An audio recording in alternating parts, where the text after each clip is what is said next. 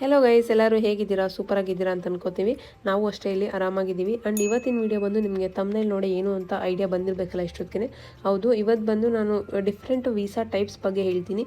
ಅಂದರೆ ಯಾವ ವೀಸಾ ಇಟ್ಕೊಂಡು ಅಮೇರಿಕಾಗೆ ಎಂಟರ್ ಆಗ್ಬೋದು, ಅಮೇರಿಕಾ ವಿಸಿಟ್ ಮಾಡೋಕ್ಕೆ ವೀಸಾ ಬೇಕಾ ಅಂತ ನೀವು ಕೇಳ್ಬೋದು. ಇದನ್ನೆಲ್ಲ ನಾನು ಈ ವಿಡಿಯೋಲಿ ಹೇಳ್ತೀನಿ. ಫಸ್ಟ್ ಟೈಮ್ ಯಾರಾದರೂ ನೋಡ್ತಾರೆ ಸಬ್ಸ್ಕ್ರೈಬ್ ಮಾಡ್ಕೊಂಡು ಮರಿಬೇಡಿ. ಬನ್ನಿ ಈ ವಿಡಿಯೋ ಸ್ಟಾರ್ಟ್ ಮಾಡಿ. Let's get into the video.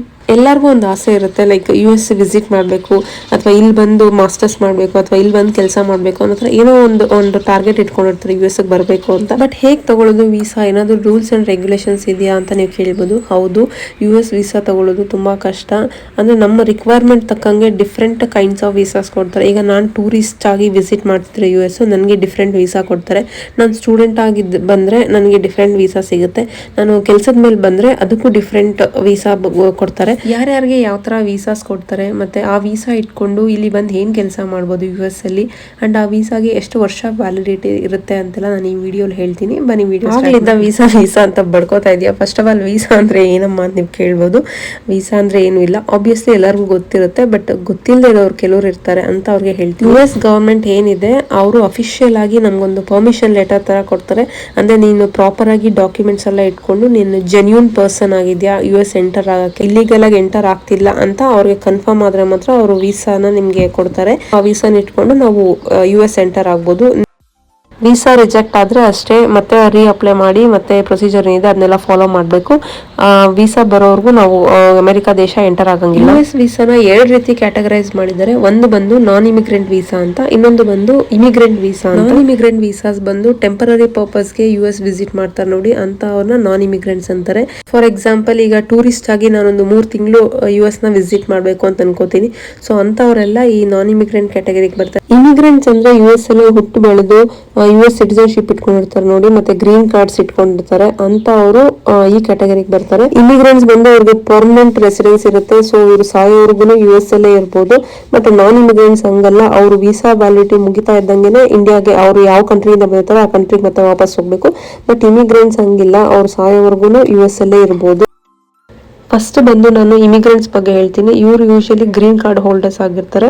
ಮತ್ತೆ ಇವರು US ಸಿಟಿಸನ್ಶಿಪ್ ವೀಸಾ ಯಾರ್ಯಾರು ಕೊಡ್ತಾರೆ ಅಂದ್ರೆ, ಈಗ ಒಂದು ಇಂಡಿಯನ್ ಮಗು US ಅಲ್ಲಿ ಹುಟ್ಟುತ್ತೆ, ಅದು 21 ವರ್ಷ ಆದ್ಮೇಲೆ ಮತ್ತೆ ಬಂದು ಅದು ಗ್ರೀನ್ ಕಾರ್ಡ್ ಹೋಲ್ಡರ್ ಆಗಿರುತ್ತೆ. ಸೊ ಅದು ಸಿಬ್ಲಿಂಗಿಗೂ ಅದು ಸ್ಪಾನ್ಸರ್ ಮಾಡ್ಬೋದು ವೀಸಾ. ಸೊ ಈ ತರ ಕ್ಯಾಟಗರಿ ಅವರು ಇಮಿಗ್ರೆಂಟ್ ವೀಸಾಗೆ ಬರ್ತಾರೆ. ಮತ್ತೆ US ಮಿಲಿಟ್ರಿಯಲ್ಲಿ ಕೆಲಸ ಮಾಡ್ತಿರ್ತಾರೆ ನೋಡಿ, ಅಂಥವ್ರು ಅಷ್ಟೇ ಈ ಇಮಿಗ್ರೆಂಟ್ ಕ್ಯಾಟಗರಿನೇ ಬರ್ತಾರೆ. ಅವ್ರಿಗೆ ಬೇಗ ಗ್ರೀನ್ ಕಾರ್ಡ್ ಎಲ್ಲ ಸಿಗುತ್ತೆ, ಯಾಕಂದರೆ ದೇಶಕ್ಕೆ ಅವರಲ್ಲಿ ಪ್ರಾಣ ಕೊಡ್ತಾರೆ ಆ್ಯಂಡ್ ದೇಶಕ್ಕೆ ಸೇವೆ ಮಾಡ್ತಿರ್ತಾರೆ. ಅಂಥವ್ರಿಗೆ ಪ್ರಿಯಾರಿಟಿ ಜಾಸ್ತಿ ಇರುತ್ತೆ. ಸೊ ಅಂಥವ್ರನ್ನ ಇಮಿಗ್ರೆಂಟ್ ಆಗಿ ಕನ್ಸಿಡರ್ ಮಾಡ್ತಾರೆ ಇಲ್ಲಿ. ನೆಕ್ಸ್ಟ್ ಬಂದು ಇನ್ವೆಸ್ಟರ್ಸ್ ಇರ್ತಾರಲ್ಲ, ಅಂದರೆ US ಬಂದು ಇನ್ವೆಸ್ಟ್ ಮಾಡಿ ಇಲ್ಲಿ ಬಿಸ್ನೆಸ್ ರನ್ ಮಾಡ್ತೀನಿ ಅಂತ ಇರ್ತಾರಲ್ಲ, ಅಂಥವ್ರಿಗೆ ಇಮಿಗ್ರೆಂಟ್ಸ್ ಆಗಿ ಕನ್ಸಿಡರ್ ಮಾಡ್ತಾರೆ ಇಲ್ಲಿ. ಫಾರ್ ಎಕ್ಸಾಂಪಲ್ ಹೇಳಬೇಕಂದ್ರೆ, ನೀವು ಲಕ್ಕಿ ಭಾಸ್ಕರ್ ಮೂವಿ ನೋಡಿದ್ರೆ ನಿಮಗೆ ಕ್ಲೈಮ್ಯಾಕ್ಸ್ ನಲ್ಲಿ ಗೊತ್ತಾಗುತ್ತೆ, ಅವನು ಎಲ್ಲ ಮೋಸ ಮಾಡ್ಬಿಟ್ಟು ಲಾಸ್ಟಲ್ಲಿ ದೇಶ ಬಿಟ್ಟು ಬರ್ತಾನಲ್ವಾ. ಸೊ ಅವನು ಇರೋ ದುಡ್ಡನ್ನ ತಗೊಂಡ್ಬಂದು ಇಲ್ಲಿ ಇನ್ವೆಸ್ಟ್ ಮಾಡಕ್ ಬರ್ತಾನೆ. ಸೊ ಅಂತ ಅವ್ರಿಗೆ ಬೇಗ ಗ್ರೀನ್ ಕಾರ್ಡ್ ಕೊಡ್ತಾರೆ ಅಂಡ್ ಇಲ್ಲಿ ವೀಸಾ ಒಂದು ಆಪ್ಷನ್ ಇದೆ ಇಲ್ಲಿ. ನೆಕ್ಸ್ಟ್ ಬಂದು ನಾನ್ ಇಮಿಗ್ರೆಂಟ್ ವೀಸಾಸ್ ಬಗ್ಗೆ ಹೇಳ್ತೀನಿ. ಇದರಲ್ಲಿ ಡಿಫ್ರೆಂಟ್ ಟೈಪ್ಸ್ ಆಫ್ ವೀಸಾಸ್ ಬರುತ್ತೆ ನಾನ್ ಇಮಿಗ್ರೆಂಟ್ ಕ್ಯಾಟಗರಿಯಲ್ಲಿ. ನನ್ನ ಮೇಲೆ ನಿಮಗೆ ವಿಡಿಯೋ ತೋರಿಸ್ತಾ ಇದೀನಿ ನೋಡಿ. B1 B2 ಅಂದ್ರೆ ಟೂರಿಸ್ಟ್ ವೀಸಾ.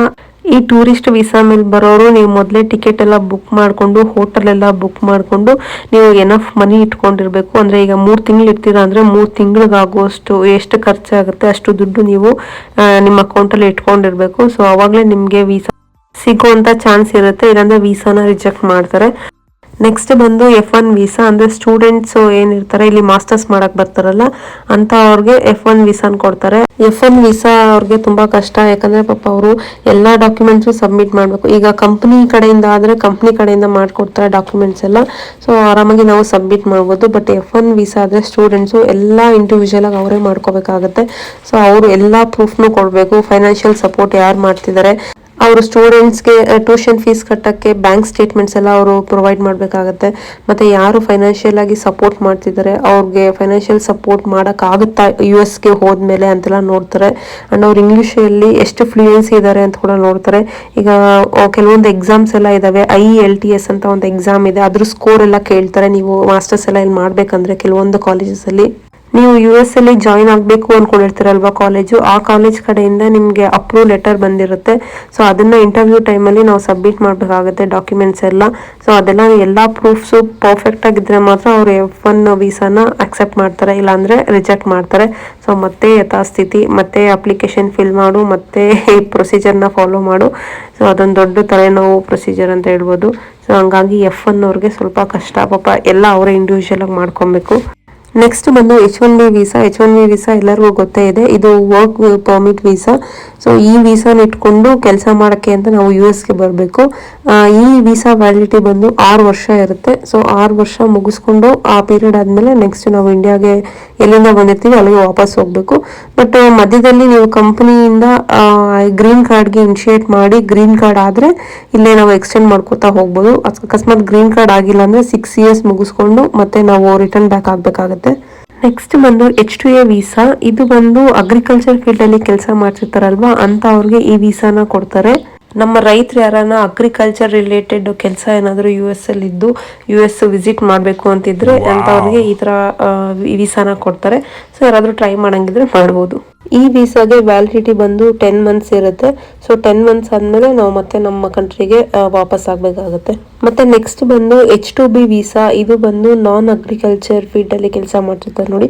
ಫಾರ್ ಎಕ್ಸಾಂಪಲ್ ಈ ಲ್ಯಾಂಡ್ಸ್ಕೇಪಿಂಗ್ ಮಾಡೋರು ಮತ್ತು ಕನ್ಸ್ಟ್ರಕ್ಷನ್ ಫೀಲ್ಡಲ್ಲಿ ಇರೋರು, ಈ ಥರ ಅಗ್ರಿಕಲ್ಚರ್ ಫೀಲ್ಡಲ್ಲೇ ಬೇರೆ ಫೀಲ್ಡಲ್ಲಿ ಇರೋರು ಕೂಡ ಈ ವೀಸಾನ ತಗೊಂಡು US ನ ವಿಸಿಟ್ ಮಾಡ್ಬೋದು.